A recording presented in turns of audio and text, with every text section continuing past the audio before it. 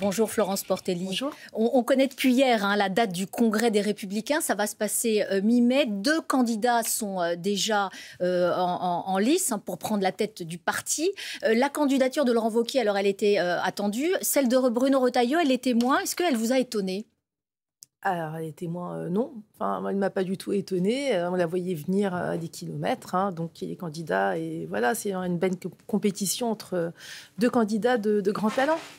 Depuis son entrée au gouvernement, Bruno Retailleau, il marque l'opinion publique. Il fait vraiment une nette percée dans les sondages. Il a beaucoup de ténors des Républicains derrière lui. Je vais en citer quelques-uns. Jean-François Copé, Xavier Bertrand, Gérard Larcher. Ça semble donc être sur le papier un très bon candidat.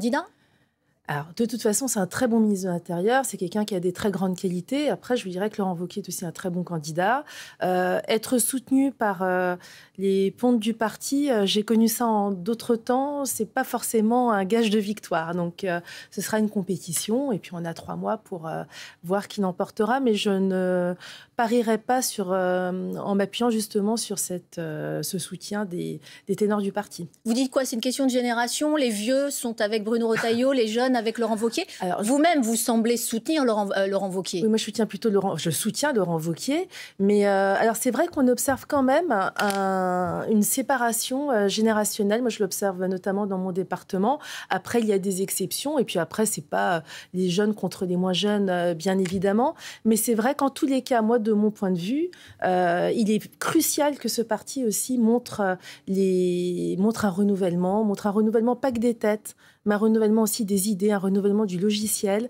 Et c'est ça que j'attends d'un président des LR. Mais au-delà du style, c'est quoi la différence sur le fond entre ces 2 hommes? Écoutez, ils vont avoir 3 mois pour se départager, mais je dirais il y a quand même un terreau commun, heureusement. C'est le même parti. Je veux dire, quelle que soit la personne qui émergera à la fin, il n'y a rien de dramatique. Je veux dire, on est tous derrière le président futur des Républicains.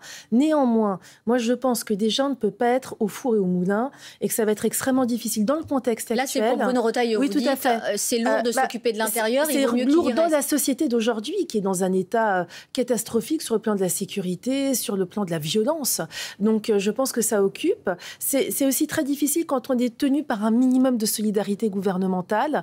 Moi, j'attends du président des Républicains qu'il soit totalement indépendant, et ça, pour moi, c'est très important. Mais dans et ces puis, cas-là, il y a des différences aussi sur des thématiques. Oui, mais on va parler des thématiques, mais dans ces cas-là, pourquoi est-ce que Laurent Wauquiez voulait lui-même entrer au gouvernement et qu'il n'a pas été nommé pour différentes raisons, à la fois sous Barnier et sous Bayrou? Écoutez, je crois qu'il s'est exprimé là-dessus, mais en tous les cas, à l'époque, c'était pas le moment où, justement, on s'exprimait sur la présidence des Républicains. Aujourd'hui, moi, ce que j'observe, c'est qu'il y en a un qui est au gouvernement et d'ailleurs qui fait très très bien le boulot, et puis il y en a un autre qui n'y est pas et qui sera capable de faire très bien le boulot aussi en tant que président des Républicains.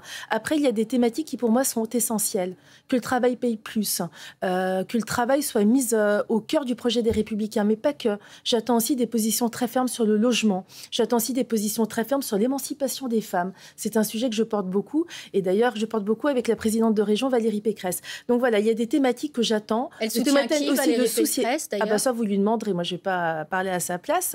Mais en tous les cas, il y a des positions aussi sociétales que j'attends de la part du président des Républicains. Celui qui prendra le parti, d'évidence, il prendra une longueur d'avance pour être l'éventuel candidat de la droite à la présidentielle. Ça veut dire que si c'est Bruno Retailleau, ce sera une forme de candidat naturel pour 2027? Écoutez, pourquoi si c'est Bruno Retailleau, je pense que ce sera Laurent Wauquiez, mais on verra qui gagnera. Après, on a la chance à droite, on s'est beaucoup moqué de nous il y a quelques temps.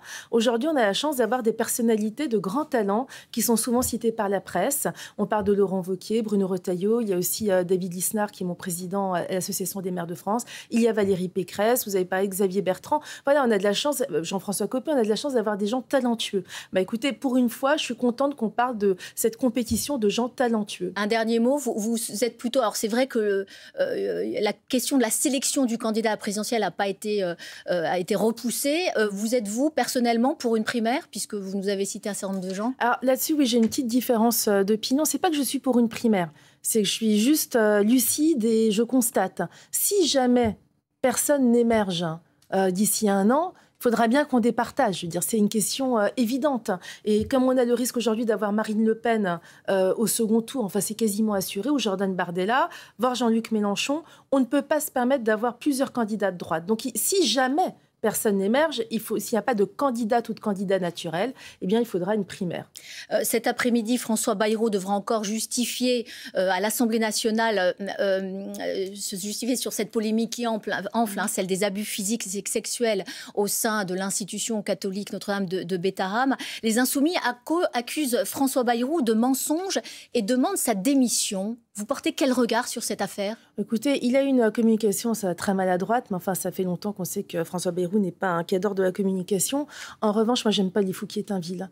J'aime pas les terroristes de la justice. Je pense qu'on ne peut pas s'amuser à instrumentaliser des faits aussi graves pour se payer le Premier ministre. Donc, j'attends de voir ce que diront les enquêtes, ce que dira éventuellement la justice. Mais je me refuse à participer à cette espèce de chasse à l'homme que font les Insoumis. Je trouve ça particulièrement indigne dans ce contexte-là. Si évidemment il s'avère que François Bayrou était au courant, il faudra en tirer les conséquences. Mais pour le moment, nous n'en avons pas la preuve. Je refuse de m'exprimer là-dessus parce que nous n'en avons pas la preuve. Aujourd'hui, vous avez les Insoumis qui essaient d'instrumentaliser le sujet pour montrer qu'ils sont les opposants les plus virulents. Je trouve que, vu justement la gravité du sujet, c'est particulièrement infect. François Bayrou qui va à nouveau être sous le coup d'une 6e motion de censure déposée par les socialistes. Le texte va porter sur les défenses des valeurs de la République. Ça se fait suite aux propos qu'il a tenus sur le sentiment de submersion migratoire. Elle ne devrait pas passer, cette motion de censure, parce que le RN ne la votera pas. Vous dites quoi? Vous dites ouf, c'est légitime? Non, je dis ce qui est lamentable, c'est que le Parti socialiste, en fait, a un calendrier qui n'est pas celui de la France, c'est pas celui de l'intérêt de la nation, c'est celui de ses petits intérêts particuliers. Donc on a eu le calendrier du Parti socialiste avec la compromission avec les Insoumis, et puis maintenant on a le calendrier de M. Faure qui prépare sa réélection à la tête du Parti grâce aux socialistes, François Bayrou, il a pu faire passer le budget de la sécurité sociale et le budget 2025. C'est pour ça, c'est à géométrie variable, il y a beaucoup d'hypocrisie là-dedans, et j'ai beaucoup de mépris pour ce type de politique. C'est pas du tout ma façon de voir la politique, et surtout à un moment où la France est dans un état catastrophique. Un dernier mot sur Richard Ferrand, candidat désigné par Emmanuel Macron pour prendre la tête du Conseil constitutionnel. Il va être auditionné, ça va se passer ce matin devant les commissions des lois au J'espère qu'il ne sera pas retenu. J'espère qu'il ne sera pas retenu, moi je vous le dis vraiment franchement. Et d'ailleurs, c'est une des raisons aussi pour lesquelles je soutiens Laurent Wauquiez, c'est qu'on ne peut pas être au gouvernement et s'exprimer totalement comme je le fais moi, par exemple, là sur votre plateau. Mais Richard Ferrand, il a été rapporteur d'un projet de loi constitutionnelle, proposition de loi constitutionnelle, et ça a échoué. C'est ça son bilan en matière constitutionnelle. Pour moi, il n'est pas compétent pour être président du Conseil constitutionnel. Et vu les jurisprudences du Conseil constitutionnel, notamment en matière de sécurité et d'immigration, on n'a vraiment pas besoin de Richard Ferrand. Vous nous dites, donc, comme Laurent Wauquiez, que sa candidature pose problème. Laurent Wauquiez, il demande une consigne de vote claire, parce qu'on sait que les parlementaires vont devoir voter. Donc, vous demandez aux parlementaires républicains de rejeter cette candidature? Mais bien sûr, on ne peut pas critiquer la jurisprudence déjà du Conseil constitutionnel sur des projets de loi qui ont été essentiels pour nous, notamment en matière d'immigration, et voter pour un pilier du Parti socialiste. Et puis surtout, ça ne serait pas la première fois quand même que ce soit un proche du président qui arrive à la tête du Conseil. On peut choisir aussi parfois des gens qui ont des spécialités. Le Conseil constitutionnel, depuis la décision de 1971, s'est judiciarisé, au bon sens du terme, enfin c'est juridictionnalisé, pardon, et j'aimerais bien qu'on mette à la tête du Conseil constitutionnel quelqu'un de compétent sur les questions constitutionnelles. Est-ce que ce n'est pas un moyen pour Laurent Wauquiez de jeter une pierre dans le jardin de Bruno Retailleau, justement, qui est confronté à un devoir de solidarité gouvernementale? Mais au-delà de ça, c'est surtout espérer... Non, mais non, c'est espérer en tous les cas que sur des sujets aussi importants et sur le contrôle de constitutionnalité, on est quelqu'un de sérieux à la tête de cette instance juridictionnelle. Heureusement qu'il fait de la politique, c'est son job. Oui, mais donc il se dit, bon, Bruno Retailleau va être un peu gêné aux entournures. C'est tout le problème, justement. C'est que c'est extrêmement difficile d'être tenu par un minimum de solidarité gouvernementale et de pouvoir dire, comme je vous le dis moi ce matin très clairement, pas de Richard Ferrand à la tête du Conseil constitutionnel. Merci Florence Portelli, c'était très clair. Bonne journée à vous. Merci.